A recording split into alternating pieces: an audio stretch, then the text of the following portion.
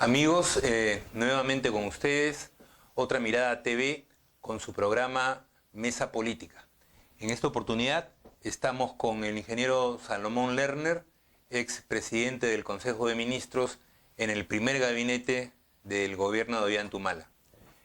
Salomón, a casi un año del término del gobierno de Ollanta-Humala, ¿cómo ves tú su situación? Básicamente su situación económica y política.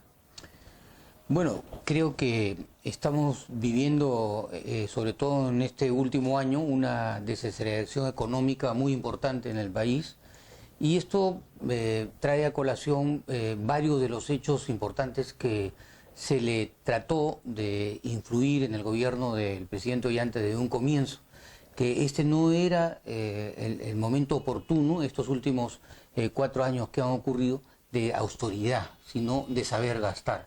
Y realmente la política no respondió a ese hecho coyuntural de un país con mucho dinero, con muchas reservas internacionales, con un crecimiento bastante importante, y en lugar de ese gasto se trató de hacer austeridad. Yo creo que ese es uno de los grandes errores. ¿Tú dirías que esta idea de la austeridad que había regido la política económica de los 90 en adelante ha persistido como el concepto básico de manejo del gobierno? Exactamente. El modelo económico en el MEF no ha variado, ¿no?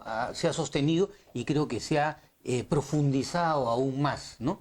Estos teóricos que han dirigido el MEF en estos 4 años han profundizado el hecho de tener más superávit fiscal, sobre todo en los 3 primeros años, casi 2%, 2.3% el primer año, 2%, 2.3% el segundo año y 1% el tercer año. Crearon esta sensación de que era un país que había tenido ya el milagro económico de haber superado toda una serie de aspectos y dejando totalmente la concepción necesaria de cómo estaba el entorno internacional, que no supieron poder explicar, y no lo han podido explicar hasta ahora, que este ciclo del boom de las materias primas, sobre todo en los minerales, se estaba terminando. Estaba terminando. No tenían esa capacidad para darse cuenta que el mundo iba a entrar en otro ciclo completamente diferente económicamente. ¿Por qué gastar más nos hubiera preparado mejor para enfrentar este momento de caída de los precios internacionales de los minerales? Bueno, básicamente porque había que darle cierto tipo de motores a la economía, sobre todo al factor de manufactura, sobre todo en el sector textil, en el sector calzado, en el sector químico, maderero, que tenemos ventajas comparativas para poder industrializar mejor, dar valor agregado. Pero seguir creyendo en que ese modelo primario exportador de minerales, que básicamente se exportaban concentrados, iba a tratar de solucionar los problemas del país, fue uno de los errores fatales de este gobierno. ¿Te refieres a desarrollar nuevos motores de crecimiento o impulsar algunos motores de crecimiento que estaban rezagados en la economía? Es correcto. Y también a tratar de bajar esa brecha de infraestructura que da toda una serie de ganancias competitivas y productivas al empresariado nacional especialmente, y a los inversionistas extranjeros, teniendo más gas, que sea el Perú más competitivo en energía, teniendo condiciones de carreteras, puertos, aeropuertos, mejor logística interna de comunicaciones, conectividad. ¿Cuál es el déficit de infraestructura, por ejemplo, que se tiene, y cuáles serían los grandes proyectos a desarrollar? Bueno, se tienen déficits muy importantes en carreteras. Hoy día esa carretera marginal de la sierra que podría conectar a todos los productores agropecuarios se está haciendo por tramitos y no se ha hecho la gran marginal de la sierra. Falta conectividad todavía de fibra óptica para la conectividad en cuanto a internet. Hay mucha falta de agua y saneamiento en muchas de las regiones más alejadas de los centros urbanos. Hoy día el 45% de las escuelas públicas del país comienzan el año académico con falta de agua y saneamiento, 45% de las empresas públicas, 30% sin electricidad. Estas son brechas importantísimas que no se ha podido lograr por esa austeridad, que no ha habido el gasto suficiente. Más los servicios públicos. Hoy día las quejas en el tema de la salud son alarmantes, ¿no? No hay la medicina suficiente o medicinas muy caras, para los pacientes importantes que buscan aliviar sus O sea, males, un ¿no? punto de vista equivocado para enfocar el desarrollo del Perú, entonces. Exactamente, ¿no? Y creyendo que pues la mano invisible del mercado iba a solucionar todo esto. Y nos estamos dando cuenta después de 20 años o 25 años de liberalismo que justamente estas carencias hace pues que el rol del Estado sea fundamental en promover el desarrollo económico del Y país. digamos, estas faltas que tú señalas, ¿en qué situación política colocan al gobierno de Ollanta-Humala? Porque lo que vemos cotidianamente es un gobierno que va de escándalo en escándalo y que no se logra recuperar. Trata constantemente de disculparse, pero no hay, digamos, ideas fundamentales, proyectos de fondo que se lancen y que entusiasmen a la población, por lo menos que coloquen la discusión pública en otras cosas, en cuestiones relevantes verdaderamente para los peruanos. ¿Cómo ves tú políticamente este gobierno? Bueno, políticamente, como tú lo has mencionado, no ha habido cosas de un liderazgo importante. Por ejemplo, en el tema de seguridad ciudadana, ¿no? El comienzo fue que el presidente tomó el liderazgo del Consejo Nacional de Seguridad Ciudadana, no se apareció a una sesión más, fue la primera y última, ¿no?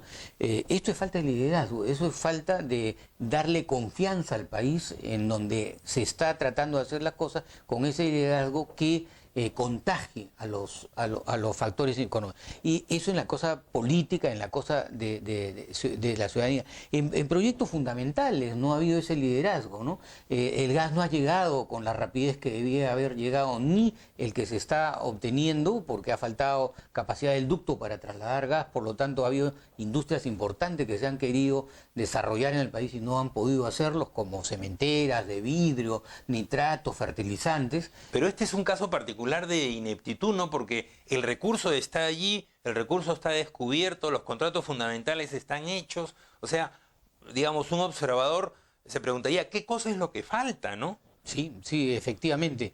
Esta incapacidad, esta ineptitud, esta falta de liderazgo ha hecho que efectivamente el país se vaya atrasando en su desarrollo económico y en los factores más importantes, que es la cantidad que puede haber de crecimiento económico que da, digamos, riqueza a la mayoría de los peruanos. Y esto es lo que hoy día estamos viendo, que las cifras en las que va a terminar el gobierno a sus 5 años van a ser cifras que son el inicio de hace 5 años. Quiere decir que el país se estancó en el 2011. O sea, no avanzó, prácticamente regresamos a las cifras del 2011. Sí, si vemos las cifras casi de ingreso per cápita, crecimiento económico, exportaciones no tradicionales, ¿no? Estamos prácticamente inversión privada, estamos regresando a las épocas del comienzo de este gobierno, ¿no? ¿Y qué cosa crees tú que se podría hacer hacia adelante? No te digo, y todavía con un próximo gobierno, que seguramente entrará con proyectos frescos, con una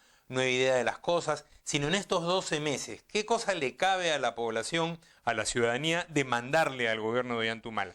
¿Qué debe de hacer de manera urgente el gobierno de Humala? Bueno, creo que hay varias cosas importantes. La primera de ellas, muy importante, que nosotros heredamos también del gobierno anterior, es el presupuesto de la República. El presupuesto. El presupuesto de la República se presenta el 30 de agosto y se aprueba a fines de noviembre, el primer día de diciembre. Ese presupuesto público es el que va a regir todo el próximo año. Significa que el próximo gobierno va a tener que organizarse en su segundo semestre con ese presupuesto que se aprueba ahora. Entonces, ¿cuáles son esas prioridades que hoy día debe haber en ese presupuesto? Eso es lo que tenemos que definir. Tenemos que definir educación, salud, infraestructura, ¿no? Creo que estos son los temas importantísimos como primera prioridad que hay que ordenar, que este gobierno deje encargado para que se realice. ¿Qué prioridades pondrías tú, digamos? Bueno, yo diría que habría que tratar de ver una política que sirva a mejorar los servicios públicos, ¿no? A tratar de seguir aminorando las brechas hoy día que hay en los temas de electricidad, de agua y saneamiento, en los temas de servicios públicos, básicamente educación y salud. Entonces, todos estos temas deben priorizarse en el próximo presupuesto de la República, ¿no? Y esto debe tratarse con mucha seriedad porque será un legado para el siguiente gobierno que tomará a partir del 29 de julio del año 2016. Yo creo que hay otros temas centrales que también son muy importantes. No podemos seguir en esta falta de seguridad ciudadana. Entonces creo que hay una cosa fundamental. Es como urgente el tema de seguridad ciudadana, ¿no? Ordenar Vemos que se moviliza la ciudadanía de San Juan del Lurigancho, tenía una gran marcha hace pocos días, ¿no? Efectivamente, y vemos cómo este tema se está volviendo cada día más caótico, ¿no? Creo que ahí, en el tema de la seguridad ciudadana, hay que movilizar todos los recursos de capacidad técnica, de capacidad de desarrollo en el Ministerio del Interior, en la capacidad de la policía y también en la capacidad de la ciudadanía en reaccionar frente a este tema. Participar, acompañar la ciudadanía en tanto los gobiernos municipales, los gobiernos distritales, las juntas vecinales, trabajar coordinadamente con equipos especializados en prevenir el crimen y no que sean investigadores posteriores al crimen hay que evitarlo y no hay que investigar posteriormente quién lo realizó, ¿no? Claro. Entonces creo que ese es un tema fundamental. Y creo que hay algunos asuntos de corrupción también que no se pueden dejar al próximo gobierno que lo solucione. Entonces hay que tomar el liderazgo en asuntos de corrupción muy importantes. Hay que hacer un llamado al Poder Legislativo que termine una serie de investigaciones que siguen pendientes y que no terminen, siguen su curso, pero no termina, y que va a terminar este gobierno y no las van a terminar. Creo que eso es importante. Y luego creo que hay dos cosas fundamentales. Creo que hay que discutir una ley general de trabajo, ¿no? Creo que los trabajadores tienen ya avanzado estos derechos que se le deben respetar y que durante los últimos 10 años no se han podido concluir. Es un tema fundamental. Y luego el sueldo mínimo vital, que ahora el Ministerio de Trabajo lo ha encargado a que el presidente de la República resuelva, defina cuánto es los aumentos que le tienen que dar. Pero digamos, la Ley General del Trabajo diera la impresión que si bien es urgente, este Congreso prácticamente que le ha huido al tema, ¿no? Por lo tanto, quizás sea remoto lograrla de inmediato, pero reformas como un aumento del salario mínimo y hasta un mecanismo que lo aumente automáticamente. ¿A cuánto crees tú que debería subir el salario mínimo? Bueno, los trabajadores están solicitando que sea básicamente al monto de la canasta básica familiar, que son alrededor de 1.200... No, 1.500 soles. 2.500 soles, sí. 2.500 soles.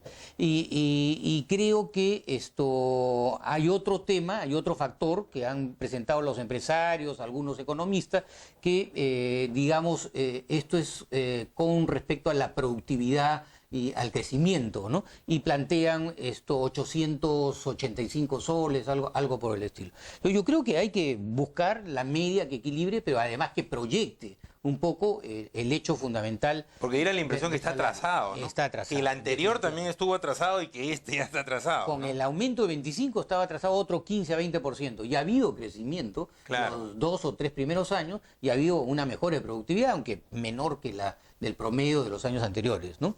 Entonces creo que eso es importante. Creo que hay que hacer todos los esfuerzos para trabajar en la disminución de la desnutrición y la anemia. Creo que es un tema fundamental en los niños de 0 a 5 años. No podemos seguir teniendo en el país 1 millón de niños con anemia y no podemos tener 400.000 niños de 0 a 5 años con desnutrición infantil. Es curioso en este punto, te digo, porque constantemente el presidente Humala se refiere, sobre todo cuando suben las encuestas, que su popularidad mejora por los programas sociales. Sin embargo, un programa social fundamental del gobierno que debería ser la preocupación por la infancia, muestra desde hace un tiempo números a la baja, números negativos.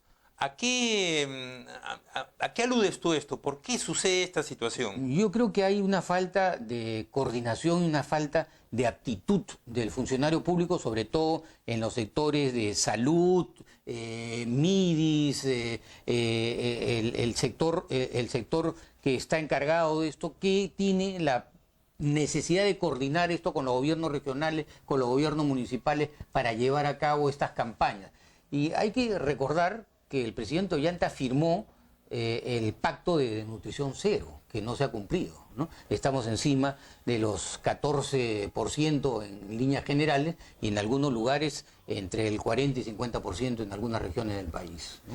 Y bueno, si en el caso de que se cumplieran mínimamente algunos programas de infraestructura, salario mínimo, ayuda para remontar estos índices de anemia y mortalidad infantil.